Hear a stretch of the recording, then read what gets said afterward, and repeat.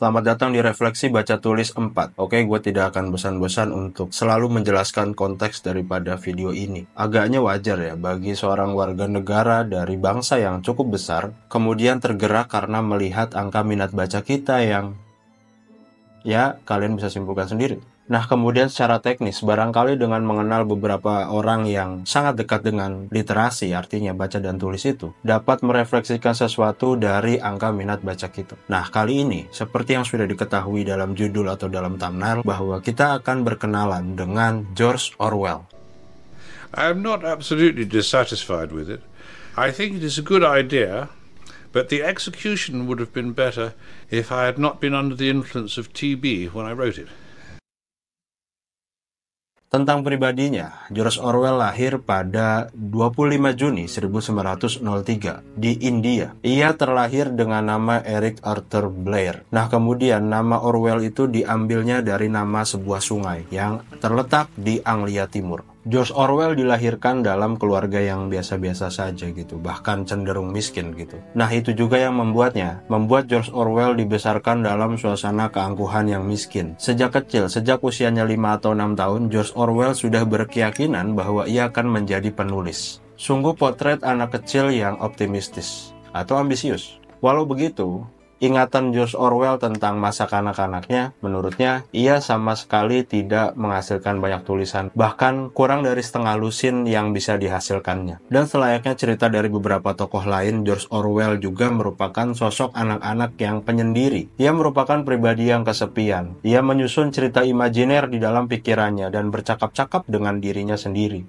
Nah, artinya dalam poin ini, sosok George Orwell digambarkan sebagai sosok yang mungkin tidak sukses dalam pergaulan di dunia nyata. Akhirnya, hal tersebut pula yang menurutnya seperti menciptakan dua kepribadian, yaitu satu ya yang di dunia nyata yang kemudian adalah sosok penyendiri, sosok yang mungkin dianggap payah gitu ya, dan sosok yang kedua adalah sosok yang penuh cerita, penuh ambisi, penuh gairah dalam cerita hidupnya. Namun itu hanya berlaku di dalam imajinernya atau imajinasinya. George Orwell mengenang tulisan pertamanya yang ia buat sekitar usia 4 atau 5 tahun, yang pada saat itu didiktekan oleh ibunya, dan ini juga mungkin berhubungan dengan di usia kelima atau 6-nya tadi ya, yang udah dijelaskan bahwa ia sudah berkeyakinan akan menjadi seorang penulis. Namun, belakangan akhirnya dia sadar nih bahwa tulisan pertamanya tersebut merupakan tulisan yang plagiat daripada William Blake. Pada poin ini, nampaknya ada kemiripan gagasan tentang bagaimana melihat sebuah karya antara George Orwell dengan Bertrand Russell yang sudah pernah kita bahas sebelumnya ya, bahwa pada dasarnya adalah memberikan pesan, yaitu semua imitasi melibatkan ketidaktulusan tertentu. Dan memang dari sedikit literatur yang saya temui ya, plagiasi itu merupakan kejahatan yang cukup dianggap besar di daratan Eropa sana gitu, khususnya di negara-negara maju.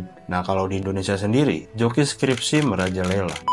Tapi kembali membahas George Orwell, bahwa ia diterima di dua kampus ternama di Inggris. Yang pertama adalah Wellington University dan yang kedua Eton College. Nah, keduanya ini dijalani nih. Yang pertama di Wellington beberapa tahun, yang kemudian dilanjutkan di Eton College. Yang akhirnya dia bertemu dengan Aldous Huxley, yang kemudian menjadi sosok master daripada si George Orwell ini atau menjadi gurunya lah. Itu terjadi dari 1917 sampai 1921.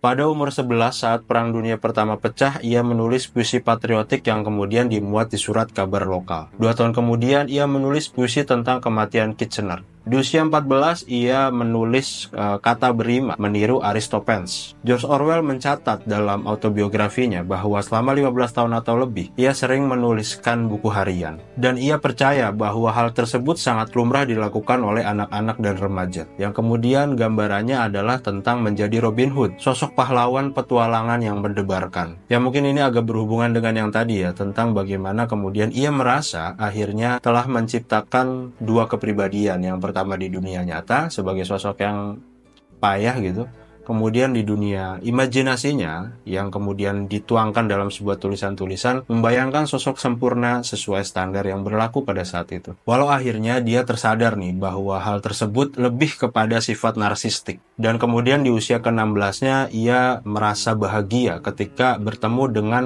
asosiasi kata-kata melalui puisinya John Milton, Paradise Lost, yang pada saat itu katanya ketika awal membacanya membuat bulu kuduknya merinding. Pada bagian ini, gue mencatat dua hal penting dalam perjalanan kehidupannya George Orwell. Pertama, tentang upaya dirinya untuk membunuh mimpinya.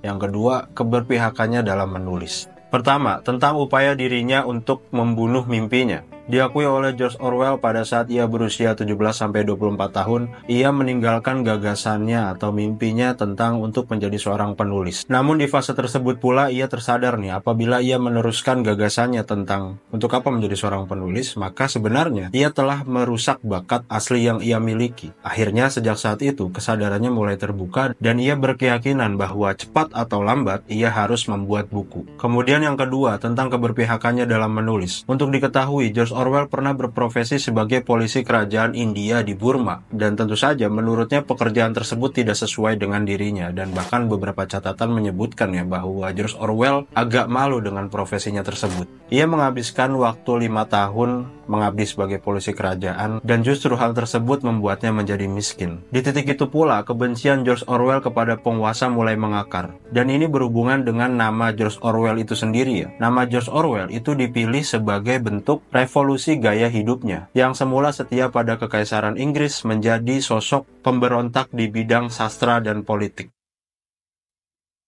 Nah, kemudian kita masuk kepada konteks yang menjadi dasar konten ini, yaitu tentang literasinya atau tentang baca dan tulisnya George Orwell. Tapi sebelum kita melihat karya-karyanya George Orwell, agaknya menarik nih untuk melihat hal-hal yang cukup prinsip bagi George Orwell dalam menulis. Ada satu kutipan yang cukup menarik dari dia bahwa ia katakan nih, menurut saya, orang tidak dapat mengetahui motif seorang penulis tanpa mengetahui perkembangan awalnya. Lalu George Orwell juga mencatat beberapa motif yang biasanya berlaku bagi seorang penulis. Paling tidak, menurut dia, ini berlaku bagi seorang penulis prosa. Di antaranya ialah, yang pertama, egoisme belaka. Konsep ini mengacu pada gagasan orang ingin terlihat, ingin dibicarakan, ingin dikenang setelah mati, atau membalas perilaku buruk dari orang dewasa ketika masa kanak-kanak, ya dan lain sebagainya lah. Berbicara konteks ini, agaknya kita juga mengenal ya satu adagium yang cukup terkenal. Gue lupa dari siapa ya, tapi intinya begini. Ketika kita ingin mengenal dunia, maka bacalah. Dan ketika kita ingin dikenal oleh dunia, maka menulislah. Ya agaknya ini cukup kontekstual daripada apa yang digagas oleh George Orwell. Yang kedua, ialah antusiasme estetik. Hal ini berhubungan dengan persepsi seseorang dalam melihat keindahan pada kata-kata yang integral. Bahkan menurutnya, kendati bukan penulis prosa, biasanya penulis-penulis lain pun akan memiliki satu frasa atau satu kata yang menjadi favorit baginya. Bahkan mungkin beberapa penulis agaknya cukup mempertimbangkan bagian-bagian teknis ya. Misalnya, tipografi, lebar margin, dan lain sebagainya. Hal tersebut menandakan bahwa tidak ada karya tulis yang terbebas dari pertimbangan estetika. Kemudian yang ketiga, motif dari seorang penulis menurut George Orwell ialah dorongan sejarah. Nah, agaknya ini juga biasa kita temui ya dalam beberapa cerita gitu, dalam beberapa cerita dari seorang penulis soal kemudian obsesi untuk mendokumentasikan hal-hal yang barangkali akan digunakan oleh generasi setelahnya, anak, cucu, dan lain sebagainya. Kemudian yang keempat atau yang terakhir ialah tujuan politik. Nah, pada bagian ini George Orwell cukup tegas nih bahwa tidak ada karya tulis yang benar-benar bebas dari bias politik. Namun, politik dalam makna yang sebenarnya, bukan hanya election gitu. Nah, itu dia beberapa catatan George Orwell tentang motif seorang penulis. Nah, kemudian catatan penting lainnya, George Orwell sangat jujur dan sangat piawai menjelaskan kondisi sosial pada masanya. Kira-kira katakan dia lahir dari 1903 kemudian meninggal 1950. Artinya dalam rentang waktu tersebut dunia ini kan ada perang dunia gitu, ada perang dunia 1 dan 2. Dan hal tersebut menurutnya membuat beberapa penulis itu menjadi berpihak terhadap hal-hal yang tidak ideal. Ini kontekstual juga dengan keberpihakannya George Orwell. Dan pada saat itu, banyak penulis yang berprinsip dirinya menulis untuk melawan. Baginya, sebelum ia menulis, yang dipikirkannya bukanlah tentang aku akan membuat karya seni. Akan tetapi, saya menulis untuk mengungkapkan kebohongan, mengungkapkan beberapa fakta. Dan tujuan awal saya adalah untuk didengar. Dan berikut beberapa karya-karya George Orwell. Ini kita bacain aja ya. Namun kayaknya nggak semua juga kita bacain sih. Tapi tentu yang terkenal misalnya ada Animal Farm, ada 1948, 1984, salah ya. Terus yang lainnya misalnya ada Burmese Days, A Clergyman's Daughter, terus ada juga Keep the Expedition Flying, The Road to Wigan Pier, Homage to Catalonia, dan lain-lain, dan lain-lain. Kemudian ada satu kutipan lagi nih yang menurut saya cukup menarik ya, bahwa George Orwell mengatakan, semua penulis itu sia-sia, egois, dan malas. Dan di dasar motif mereka terdapat sebuah misteri. Ya ini terjemahnya silahkan penonton budiman sendiri yang mengartikan ya.